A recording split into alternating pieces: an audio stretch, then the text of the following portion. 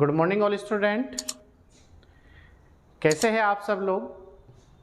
हमें पूरी उम्मीद है कि आप लोगों की पढ़ाई अच्छी चल रही होगी और आप लोगों को जो भी क्लास उपलब्ध कराई जा रही है वो आप सब कंप्लीट कर रहे होंगे। अगर किसी कारण से आपका समय नहीं लग पाता डे बाय डे तो आप रात वगैरह को किसी भी टाइम या अगले दिन 2 क्लास अटेंड कर लीजिए और आप इनके नोट्स बना लीजिएगा। आप देखना कोई भी आप एग्ज़ाम दीजिए स्टेट टू सेंटर लेवल दोनों, आप लोगों को यहाँ से एग्ज़ाम में बहुत ही ज़्यादा क्वेश्चन देखने को मिलेंगे। ये एक ऐसी टेस्ट सीरीज है जो आपको ये भी सिखाती है क्वेश्चन कैसे बनता है एग्ज़ाम में, और दूसरी बात यह है कि आपको एग्ज़ाम का डायरेक्शन उपलब्ध कराती है कि आप इस दिशा में मेहनत करिएगा। तो इन्हीं सब चीज़ों को ध्यान में रखते हुए आज संडे है। आज संडे को भी आप लोगों को पता है कि एवरी संडे हम आप लोगों के लिए टेस्ट लेकर आते हैं और इसी चीज़ का आप फ़ायदा उठाते हुए अपनी तैयारी का आनंद लीजिएगा और आनंद के साथ साथ जो आपका लक्ष्य है, जो आपका गोल है, आप उसे कम समय में प्राप्त करिएगा। तो चलिए आइए देखते हैं। आज से पहले हमारे 35 जनरल स्टडी के टेस्ट हो चुके हैं। ये आपका जो टेस्ट है वो 36 है, ठीक है। और जुड़े रहिएगा हमारे साथ एवरी संडे। हम लोग आप लोगों के लिए इसी तरीके से अच्छे अच्छे क्वेश्चन और जो एग्जाम में बनने वाले क्वेश्चन हैं, जो आ सकते हैं, जो बने हैं, वो सब लेकर आते हैं। आप इस चीज का भरपूर फायदा उठाइए। आइए देखते हैं टेस्ट नंबर 36 और जनरल स्टडी सामान्य अध्ययन, ठीक है। पहला क्वेश्चन है, देखिएगा, निम्न में से कौन से उत्सव में नावों की दौड़, मतलब ऐसा कौन सा फेस्टिवल है भारत में जिसमें नावों की दौड़, जो नाव होती है नावों की दौड़, ब्रेट में है बोट रेस का विशेष आकर्षक है या बोट रेस की विशेष महत्व है। ऐसा कौन सा फेस्टिवल है? ए नवरात्रि, बी ओणम, सी दीपावली, डी होली। बताइए। Very good. ऐसा कौन सा उत्सव है जिसमें नावों की दौड़ कराई जाती है और नाव की दौड़ के साथ साथ नाव का भी बोट रेस के साथ आगे भेजी जाती है? तो वो कौन सा ऐसा फेस्टिवल है? तो ये रहा आपका आंसर बी। ऐसा जो है ओणम फेस्टिवल है, ये दक्षिण भारत में तमिलनाडु में आयोजन इसका होता है, ठीक है। क्वेश्चन नंबर नेक्स्ट, ऑस्ट्रेलिया की राजधानी क्या है? जो ऑस्ट्रेलिया है ये विश्व का सबसे छोटा महाद्वीप है ऑस्ट्रेलिया, तो इसकी राजधानी क्या है आपकी ऑस्ट्रेलिया की? ए कैनबरा, सिडनी, ओपेरा, मेलबर्न। बताइए ऑस्ट्रेलिया की जो राजधानी है वो क्या है? ऑस्ट्रेलिया की जो राजधानी है वो है कैनबरा। और ऑस्ट्रेलिया विश्व का सबसे छोटा महाद्वीप है और ये एकमात्र ऐसा महाद्वीप है जो पूर्ण रूप से दक्षिण में स्थित है। जो हमारी भूमध्य रेखा है 0 डिग्री उसके दक्षिण में स्थित है, ठीक है। क्वेश्चन नंबर नेक्स्ट, इंग्लैंड की मुद्रा का नाम क्या है? जो इंग्लैंड है जिसने लगभग 52-53 देशों पर राज किया है, उस देश की जो मुद्रा है वो क्या है? ठीक है। ए पाउंड, डॉलर, यूरो, कोई नहीं, नन ऑफ दिस। बताइए इंग्लैंड की जो मुद्रा है उसे किस नाम से जाना जाता है? इंग्लैंड की जो मुद्रा है उसे पाउंड के नाम से जाना जाता है। और इंग्लैंड में राजशाही तंत्र है, आप लोगों को पता होगा इस चीज का, वहां पर राजशाही है। नेक्स्ट पॉइंट, निम्न में किसे भारत का प्रवेश द्वार के नाम से जाना जाता है? कौन सी एक ऐसी चीज है जिसे भारत का प्रवेश द्वार कहा जाता है? ए दिल्ली, मुंबई, तमिलनाडु या फिर कर्नाटक? बताइए, भारत का प्रवेश द्वार किसे कहा जाता है? भारत का जो प्रवेश द्वार है वो मुंबई को कहा जाता है। किसे कहा जाता है? मुंबई को कहा जाता है। और जो मुंबई है वो भारत के पश्चिमी तट पर स्थित है। भारत के पश्चिमी तट पर स्थित है। और अगर ये पूछ ले किस अरब सागर में, बंगाल की खाड़ी में, हिंद महासागर में या फिर अरब सागर में, तो जो मुंबई है वो अरब सागर में स्थित है। और भारत का सबसे बड़ा बंदरगाह मुंबई बंदरगाह भी है और इसी बंदरगाह से सबसे अधिक व्यापार भी किया जाता है और पश्चिमी तट का बंदरगाह है। क्लियर है? नेक्स्ट पॉइंट, पानीपत का प्रथम युद्ध 21 अप्रैल 1526 ईस्वी में किसके मध्य लड़ा गया था? पानीपत का जो पहला युद्ध हुआ था 21 अप्रैल 1526 ईस्वी में, वो किसके मध्य लड़ा गया था? क्वेश्चन ये है हमारा। ए ऑप्शन, बाबर और शेरशाह सूरी के मध्य, बाबर और महाराणा प्रताप के मध्य, सी बाबर व इब्राहिम लोदी के मध्य। वेरी गुड, बताइएगा, बताइए। तो पानीपत का जो पहला युद्ध था वो बाबर और इब्राहिम लोदी के मध्य लड़ा गया था। पानीपत के 3 युद्ध हुए हैं, याद रखना, 26, 56 और 61। दूसरा आपका किसके मध्य हुआ था? अकबर और हेमू के मध्य। तीसरा मराठा और किसके मध्य?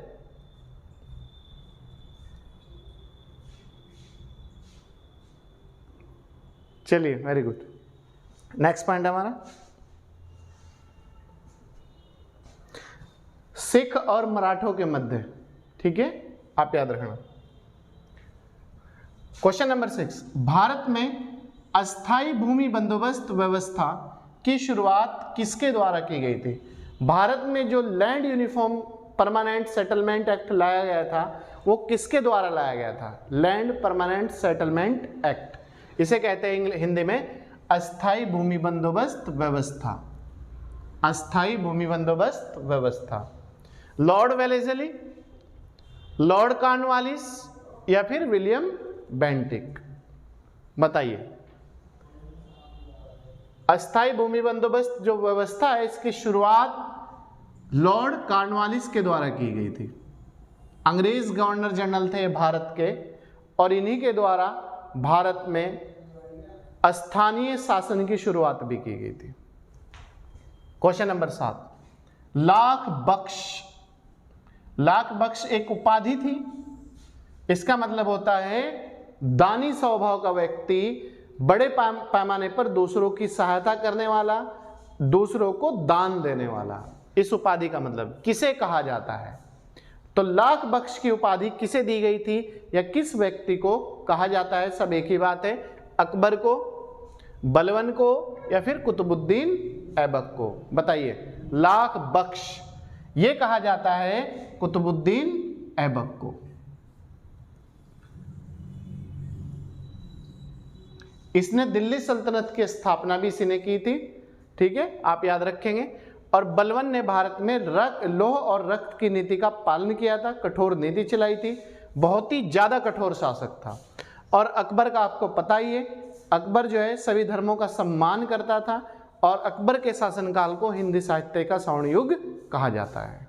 और 9 रत्नों की जो मंडली थी वो अकबर के दरबार में ही रहती थी और अकबर के सबसे अच्छी जो व्यवस्था थी वो थी बंदोबस्त व्यवस्था। नेक्स्ट पॉइंट, भारतीय राष्ट्रीय कांग्रेस की स्थापना 28 दिसंबर 1885 ईस्वी को किसके द्वारा की गई थी? भारतीय राष्ट्रीय कांग्रेस जो वर्तमान संगठन है, जो वर्तमान कांग्रेस है, इसकी स्थापना 28 दिसंबर 1885 ईस्वी को किसके द्वारा की गई थी? गांधी जी के द्वारा, A.O. ह्यूम के द्वारा या फिर सरदार वल्लभ भाई पटेल के द्वारा? बताइए, वेरी गुड। कांग्रेस की जो स्थापना की गई थी वो 28 दिसंबर 1885 को A.O. ह्यूम के द्वारा की गई थी। ठीक है, ये अंग्रेज थे और अंग्रेजों ने जो कांग्रेस संगठन की स्थापना की थी वो अपने हितों के लिए, अपने को सुरक्षित रखने के लिए की थी, लेकिन आगे चलकर जो कांग्रेस संगठन था इसने एक भारतीयों का हित लेना शुरू कर दिया था, तो अंग्रेजों ने फिर इसे कमेंड बांटने शुरू कर दिए थे। और कांग्रेस की जो स्थापना है वो 28 दिसंबर 1885 को बम्बई में की गई थी, या फिर कांग्रेस का पहला जो सम्मेलन था वो बम्बई में हुआ था, दूसरा कलकत्ता में, तीसरा मद्रास में। 85 बम्बई, 86 कलकत्ता, 87 मद्रास। ठीक है। और कांग्रेस की पहली बनने वाली जो अध्यक्ष थी वो थी एनी बेसेंट, और प्रथम भारतीय महिला सरोजनी नायडू थी। ये जो एनी बेसेंट थी ये अंग्रेज थी। ठीक है। बाकी इसके बाद नेक्स्ट पॉइंट हमारा, कर्नाटक केसरी के नाम से किसे जाना जाता है? जो कर्नाटक केसरी है वो किसे कहा जाता है? कर्नाटक केसरी, ए गंगाधर राव देश पांडे को, बी बाल गंगाधर तिलक को, राजा राम मोहन राय को, या फिर कोई नहीं, नन ऑफ दीज। बताइए। Very good. कर्नाटक केसरी किसे कहा जाता है? यह कहा जाता है गंगाधर राव देश पांडे को, गंगाधर राव देश पांडे को। ठीक है। इसके बाद क्वेश्चन नंबर 10 है हमारा, निम्न में कौन व्यक्ति जानकीनाथ बोस के नाम से मशहूर है या प्रसिद्ध है? जानकीनाथ बोस, किस व्यक्ति को जानकीनाथ बोस के नाम से जाना जाता है? ए राय बहादुर को, बी एससी बोस, एससी मतलब सुभाष चंद्र बोस को, सी गांधी जी को, डी कोई नहीं, नन ऑफ दीज। बताइए। जानकीनाथ बोस किसे कहा जाता है? यह कहा जाता है राय बहादुर को, राय बहादुर। इसके बाद नेक्स्ट क्वेश्चन है हमारा 11 है, रीढ़ की हड्डी, जो रीढ़ की हड्डी होती है कि बुखार का वाहक किसे माना जाता है? जो रीढ़ की हड्डी में बुखार होता है तो उसका वाहक किसे माना जाता है? कौन सी ऐसी चीज है जिसके द्वारा बुखार रीढ़ की हड्डी तक पहुंच जाता है? तो याद रखना, रीढ़ की हड्डी के बुखार का वाहक कौन है? ए दूषित जल, दूषित जल मतलब गंदा जल पीने से, एडीज मच्छर, शर्करा, या फिर नन ऑफ दीज कोई नहीं। बताइए। रीढ़ की हड्डी का जो बुखार है उसका वाहक किसे माना जाता है? इसका जो वाहक है वो है एडीज मच्छर। क्लियर है?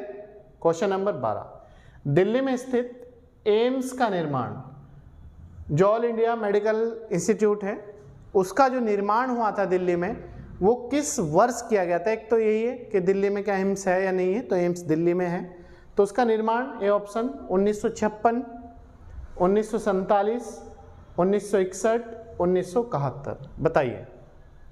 दिल्ली में स्थित एम्स का निर्माण किस वर्ष किया गया था? ये किया गया था 1956 में। A answer. ठीक। क्वेश्चन नंबर 13, विश्व पर्यावरण दिवस संयुक्त राष्ट्र द्वारा किस वर्ष स्थापित किया गया था?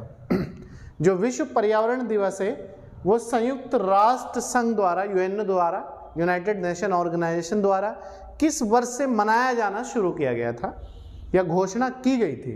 1951 में, 1972 में, 1930 में, या फिर नन ऑफ दीज कोई नहीं। बताइए। संयुक्त राष्ट्र द्वारा विश्व पर्यावरण दिवस संयुक्त राष्ट्र द्वारा किस वर्ष स्थापित किया गया था? यह किया गया था 1972 में, 1972 में।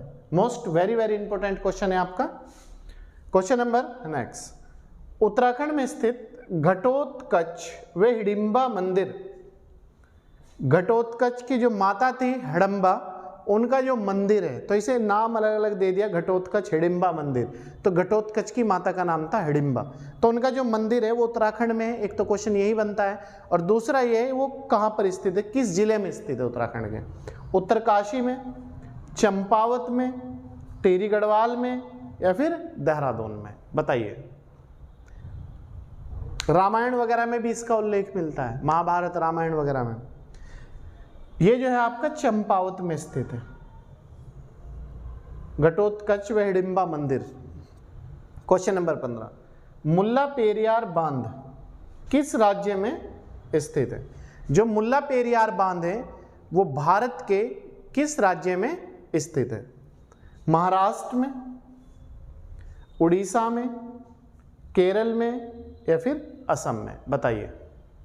मुल्ला पेरियार बांध किस राज्य में स्थित है? यह है आपका केरल में स्थित। केरल की राजधानी तिरुवनंतपुरम। नेक्स्ट पॉइंट, अंतर्राष्ट्रीय बाघ दिवस किस तिथि को मनाया जाता है? अंतर्राष्ट्रीय जो बाघ दिवस है वो किस तिथि को मनाया जाता है? अंतर्राष्ट्रीय बाघ दिवस किस तिथि को मनाया जाए? इसका उद्देश्य सिर्फ और सिर्फ ये है कि बाघों की रक्षा की जाए, बाघों को शिकार होने से बचाया जाए और बाघों की जनसंख्या में भी वृद्धि की जाए, उनका जो परिवार है, कुनबा है, उसे बढ़ाया जाए। 26 जुलाई, 29 जुलाई या फिर 27 जुलाई? बताइए। Very good. अंतर्राष्ट्रीय बाघ दिवस किस तिथि को मनाया जाता है? ये मनाया जाता है प्रतिवर्ष 29 जुलाई को, 29 जुलाई को। ठीक है। Question number 17, FIBA FIBA, FIBA एशियाई कप किस खेल से संबंधित है? फीबा एशियाई कप किस खेल से संबंधित है? क्रिकेट, हॉकी या फिर बास्केटबॉल? बताइए सब मेरे प्यारे बच्चों, बताइए बताइए। वेरी गुड, बहुत अच्छा वर्क कर रहे हो आप लोग। फीबा एशियाई कप किस खेल से संबंधित है? ये जो है आपका बास्केटबॉल से संबंधित है, बास्केटबॉल से संबंधित है। क्लियर है? क्वेश्चन नंबर 18, किस लवण के घुलने से जल अस्थायी रूप से कठोर हो जाता है? जल में ऐसा कौन सी चीज है, कौन सी लवण ऐसा है, अगर उसे घोल दिया जाए तो उसकी जो अस्थायी है वो कठोरता बढ़ जाती है? Sodium chloride, B calcium chloride, sodium carbonate या फिर नन ऑफ दीज? कोई नहीं। बताइए। ये जो है कैल्शियम क्लोराइड, अगर जल में कैल्शियम क्लोराइड घोल दिया जाए तो उसकी जो कठोरता है वो परमानेंट हो जाती है। क्वेश्चन नंबर 19, रिएक्टर स्केल से क्या मापा जाता है? कभी कभी एग्जाम में रिएक्टर पैमाना आता है, कभी कभी एग्जाम में रिएक्टर स्केल आता है, तो सब एक ही बात है। वायु की गति, मतलब वायु की जो स्पीड है, चाल है, उसे मापा जाता है। बी भूकंप की तीव्रता, जो भूकंप आते हैं जमीन के अंदर से, उनने कितने जानमाल का नुकसान किया है, कितनी तेजी के साथ वो आया था। समुद्र की गहराई, समुद्र है जो, उसके अंदर जो पानी है उसमें कितनी गहराई है। शरीर का तापमान, जो हमारी बॉडी है, इसका टेम्परेचर मापा जाता है। तो बताइए रिएक्टर स्केल से क्या मापा जाता है? रिएक्टर स्केल से भूकंप की तीव्रता को मापा जाता है, भूकंप की तीव्रता। क्वेश्चन नंबर 20, निम्न में किस में सबसे ज्यादा प्रोटीन पाया जाता है? ऐसी कौन सी चीज है जिसमें प्रोटीन की मात्रा सबसे ज्यादा पाई जाती है? ए गेहूं में, चावल में या फिर सोयाबीन में? बताइए। किस में प्रोटीन की मात्रा सबसे ज्यादा पाई जाती है? गेहूं, चावल, सोयाबीन? बताइए। खाने की चीज है, आप तो खाते ही होंगे ये सब चीजें। इसमें जो है सोयाबीन में प्रोटीन की मात्रा सबसे अधिक पाई जाती है, सोयाबीन। क्लियर है? तो प्यारे छात्र छात्राओं और प्यारे मेरे बच्चों, ये था आज का हमारा टॉप 20 नंबर का जनरल स्टडी का टेस्ट नंबर 36। इससे पहले आपके 35 टेस्ट हो चुके हैं, जो आपको आपका लक्ष्य निर्धारित करते हुए और आपको एग्जाम के अंतिम पीढ़ी तक और सफलता के अंतिम पीढ़ी तक पहुंचाता है। आप इसे करना मत भूलिएगा। चलिए, मैं आपका अपना टीचर गुलशेर गौड मिलता हूँ आपसे नेक्स्ट क्लास में, नेक्स्ट समय के साथ, नेक्स्ट एनर्जी के साथ, नए टॉपिक के साथ। तब तक आप जो हमारी क्लास है उन्हें अटेंड करिएगा। चलिए, थैंक यू।